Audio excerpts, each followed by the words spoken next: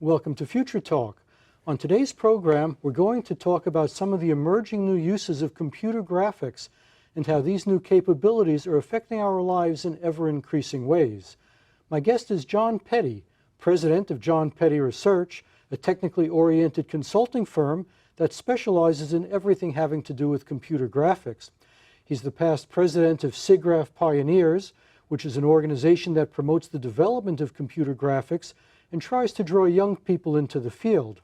He's a recipient of the Lifetime Achievement Award from the CAD Society, whose goal is to create a feeling of community among people who work in the computer-aided design field.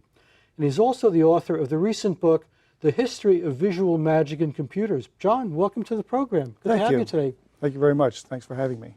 Jon, what would you say are some of the most exciting developments taking place right now in the field of computer graphics? Oh, there's so many to choose from, but the big word today is virtual reality. I'm sure you've heard that. Yes.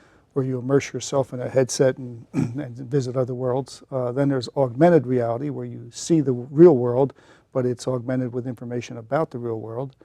At the same time, we have extraordinary developments in realism in cinemas and in computer games and in simulators to give us what are truly believable images that we can relate to and either use for practical purposes or for entertainment.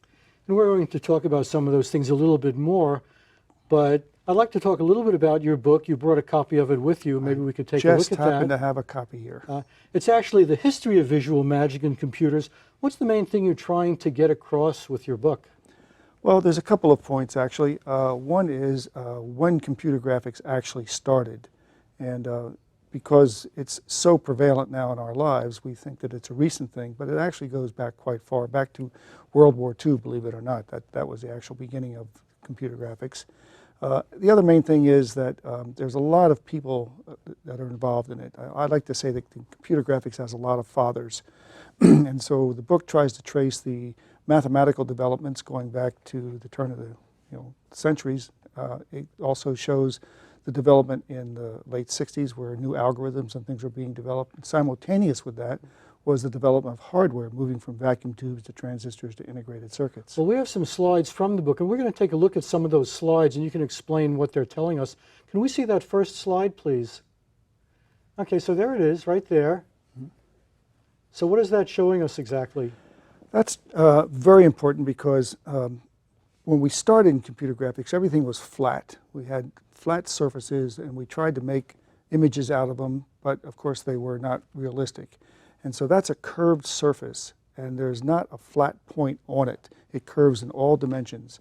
And the mathematics for developing that was extremely difficult to get right, and also be able to be efficiently executed on a computer. The computers, when this was done, didn't have much power. And every time you pull on one of those control points, presumably that'll change the shape. That's right. It's all interrelated, but it's interrelated physically correctly. So if you were strong enough and you could take a piece of metal, for example, and warp it, it would warp properly. So that's a very basic element of computer graphics. Now we're going to see another element which is a little bit more complicated. Can we see the next slide, please? Mr. Triangle Head. This is designed to show how we use the basic elements of geometry, which are triangles, and then we build up from that to quadrangles and so forth to form shapes.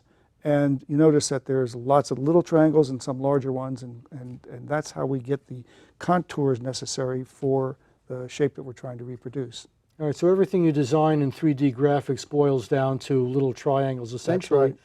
And we have another slide that shows what that image looks like with skin on it. Right, so this is the same exact face and the same construction, but now what we've done is we've painted it, toned it, and tried to get it to the point where it was so realistic that it would be believable, that you could look at that and ask yourself, is that real or is that computer generated?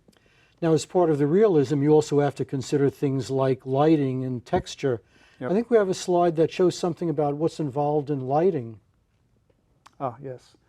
This is ray tracing, and what's going on here is that we're using the computer to trace every possible ray of light as it reflects through and off of those spheres, and how those rays are influenced by one another and consequently influence what they touch.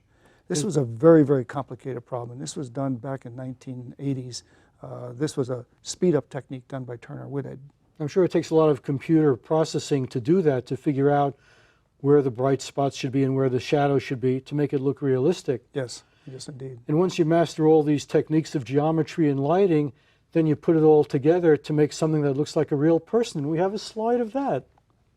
Ah. Not quite a real person, sort of a pixie-ish person. Yeah, could be a real person. But that's a simulation. That's Dawn is her name. And she was done by a company called NVIDIA to demonstrate the power of their graphics processor. And there's a whole lot of work going on here. And those little boxes, which of course you can't read, but they describe the type of work that's going on, the type of mathematics and coding that's necessary to do that. It takes a lot of processing time. Now you have to think about computers are making calculations 3 billion times a second. And so this particular image was generated in 16 milliseconds. So 16 times 3 billion, and you have an idea of the enormity of the calculations that go into it. Because it's not just a still picture. This is going to be in motion, and it has to continue to look realistic as the figure moves. That's right. In fact, we have another slide which shows some of the things you have to do to make an entire scene realistic. Yes. So what are we looking at here? What is this a scene of, actually? Well, this is a view of what's called a first-person shooter. It's a high-action game, and you are a soldier running through an area. And what this is showing is all the computational elements that are necessary to make the scene realistic. You have to be able to have buildings crumble, explosions, smoke. The sound has to be right. And what you really have going on here is a simulation, a real-time simulation. This is extremely difficult to do, and yet we're doing it on computers in people's homes. Now, doing it for entertainment is one thing where people are passively watching something. There's also a lot of gaming where the viewer is participating and controlling the characters. Right. We have another slide that illustrates that, if we could see that one. Yes. This is an illustration of a slightly different point of view. The previous one was what's called a first-person point of view. This is a third-person point of view. But you still have the ability to move this character around. And here again, the idea is to create a sense of realism. You know, we want to get the person looking at this to subconsciously ask the question, is that real or is that computer generated? And when you can't answer the question, then we've reached our goal. And it's not just the realism of the still shot, but the motion also has to look very realistic. Yes.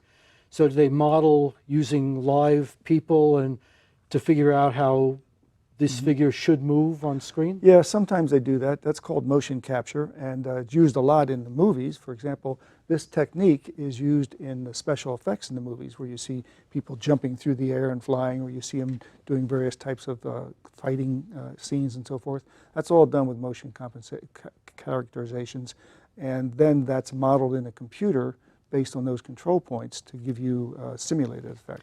Now we have another slide which looks like a flight simulator. Can we see that one? So this looks like you're sitting in the cockpit of an airplane. Yeah. And now, is this a game, or is this something that people could actually train on to fly real airplanes? That's a funny point of view. Some people approach this as a game. It started out as a game. It was called Flight Simulator. Microsoft produced it for many years. But it has evolved to the point where private pilots actually use it for pre-training. And so this particular scene is the inside of a 747. I have another picture, which I didn't bring, I'm sorry, which is a real picture of a 747. And if you look at the two, they're difficult to tell the difference. That all the same controls and features are there. Now this one, you can see that it's computer generated, but I guess realism is not always the main criteria. For some purposes, it doesn't need to be that realistic. That's right. Yeah. Unless it's maybe a movie and you're trying to convince people. But if you're training people on a device, then it has to be very realistic. But back to your point about not being realistic, we have a situation in computer graphics where as we approach realism, we get to a certain point, and then it's almost real, but not quite, and it's what we call creepy. So we have to jump past that, and that's very, very difficult. So a way around it is to avoid the realism altogether and make cartoonish characters. And so we have things like Toy Story, for example, where the characters can move around and have a personality and be very much fun, but we're never disturbed by the realism of it. You wouldn't mistake them for real life. Exactly, yeah. I think we have one more slide. which shows a picture of an astronaut. And I think this is from the movie Gravity, Right. which many people have seen now. So how much of this is real and how much of it is computer generated? Well, you can see there's Sarah Bullock's picture. Her face is in there, right? Except that it's not. This is 100% computer generated. Obviously, we couldn't put her in outer space and take a camera and take her picture. So this is a total simulation of her in that mask. Now, mind you, we do little tricks and things in computer graphics. Only a little bit of her face is being shown there. The rest of the scene is capturing your attention and your imagination, we hope. And so we can get away with tricking you into thinking that's her. Well, simulating a weightless state, that must be a little bit tricky to do in a studio that's based on Earth. Well, it was, and if you've seen any of the outtakes where she did some of the stuff in water and she did it in airplanes where they hit a zero gravity point, yeah, that was pretty tricky. But in a computer, it's easy.